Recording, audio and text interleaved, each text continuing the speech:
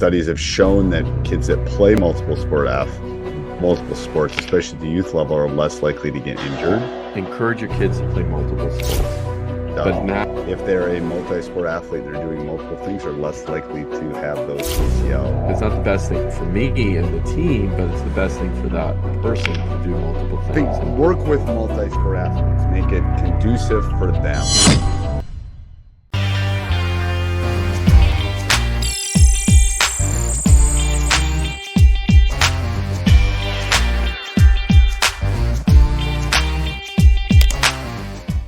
got some ideas? Yes, welcome to Coaching Youth Hoops. Big yawn. I had a big yawn for Coach there before we jumped on. It's like, I know, Coach and I've been on the phone now, 10 o'clock my time, 3 hours. 3 hours, and I Might was be the up like longest. 3 hours before that doing work. So yeah, might have to And you probably got 3 hours of sleep knowing you and up till something close to that. All right, so this is a long topic, I think. So before we do that, let's give a big shout out, Coach, to Coaching Coaching Youth Youth Hoops. Hoops. Yeah, Yeah, go check out Coaching Youth Hoops for all of your coaching resources, soup to nuts. We have everything from preseason to postseason. We have practice plans, drills, everything you need, just print and go. We've tried to take our years of experience, boil it down into those things that work, put it together in a nice comprehensive practice plan and or offenses and defenses to make it real easy for coaches. So go check it out, coachingyouthhoops.com. all right.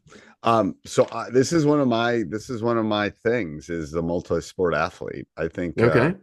I think it's really important from not only a mental health part, but a physical part, in Yep. the sense that studies have shown that kids that play multiple sports, especially at the youth level, are less likely to get injured.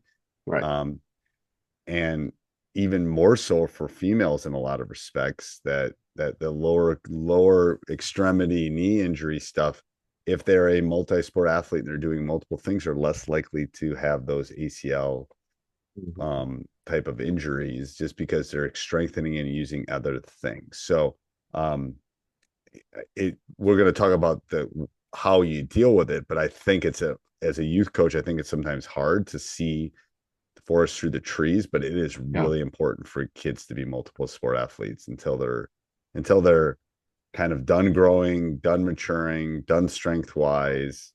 I still think it's important, but it's both from a, we don't know at fifth grade how it's gonna land, at the end. So yeah, absolutely. I think encourage your kids to play multiple sports. But now how do we deal with it when they're missing practice? And again, with youth basketball, the we have two practices a week, and if their other sport lands on one of those practice days, they're coming once a week. And to say it doesn't bother me, wouldn't be telling you the truth, right? Although I have to stop and say, hey, it's the best thing for them, right? And it's not the best thing for me and the team, but it's the best thing for that person to do multiple things. And right. So how do we deal with it? On one hand, I think you know, think about, I always, I used to think about practice kind of more as a progression.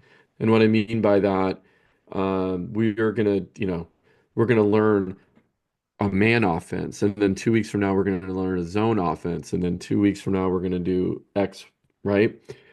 Now it's Right. more about repetitions of a few things at the youth level, Yeah. because of the multi-sport athlete, and not just sport athlete, but I have players that are doing school plays, or they have, non-athletic activities that they're doing. If it's, I have one girl that does, every Saturday she has, um, learns a language, right? She Right. has language classes, so foreign language, and I have to. work around that. She's one of my better players. I have to work around the tournament schedule, right? I can't have tournaments before noon.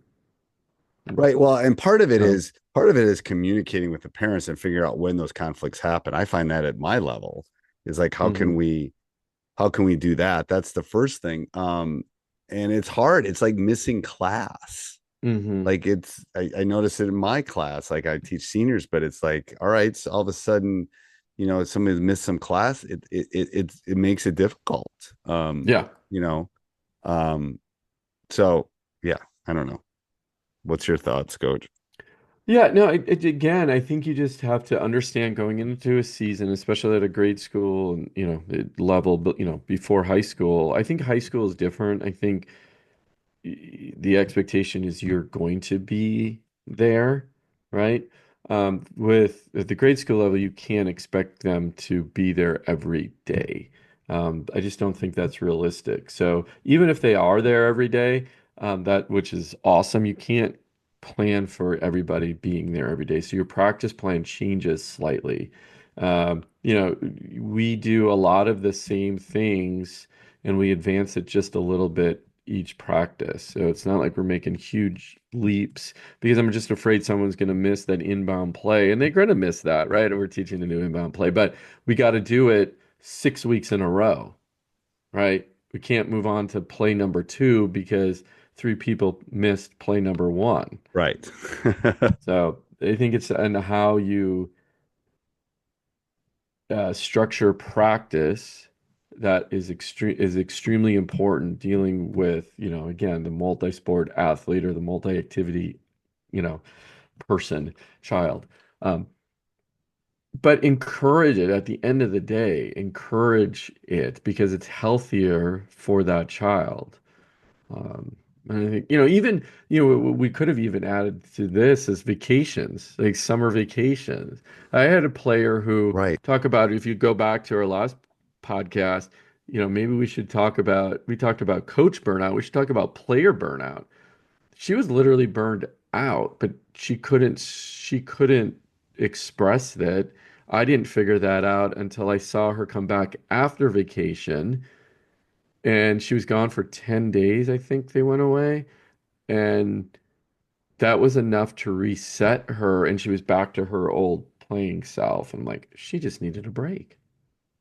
Right. You just needed a change of, yeah, something. Yeah. Like a Yeah. change of environment, a change of scenery, a change of hmm just a deep breath, I think sometimes helps. Yeah. Um, So that, exactly. So encourage yes. the multi-activity player because it's healthier for them. Restructure how you think about practice. Realize that you're probably not going to get in everything that you wanted. Make the best of it. That's just, again, my opinion on those things. Yeah, It's I going to agree. take you a little bit longer to, get a full offense in and a defense and your counters and your 3 to 4 plays, right? That you want to do your quick hitters. And all Um, and just all of be that. patient. Yep. I think that's a good thing. Be patient and, hmm have some empathy. In this Correct. avenue, I think you have to have a little bit of empathy because the parents are being pulled in a lot of different directions with a lot of different people too.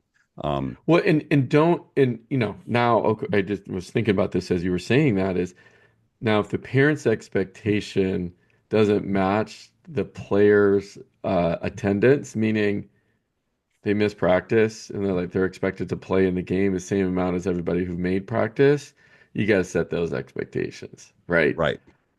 It's Yes. like we're gonna play you at the amount. I had player in yesterday. They were gone on spring break. We worked on our inbounds plays. They were gone. They showed up for the game, which is fine, but oh, I forgot they weren't at the game. They have no idea. I'm yelling out the play and they're like looking at me like, what are you talking about? Right? Right. So anyway, Yeah. um, What else, coach? Anything else? Just, I think work with multi-sport athletes, make it conducive for them, I think mhm. is the And takeaway I inviting, take. yeah, inviting, right? Right. Don't discourage it, encourage it, if anything, and realize you're gonna have to make some sacrifices yourself. So, Yes, for sure. All right. all right, Till next time, coach. till next time.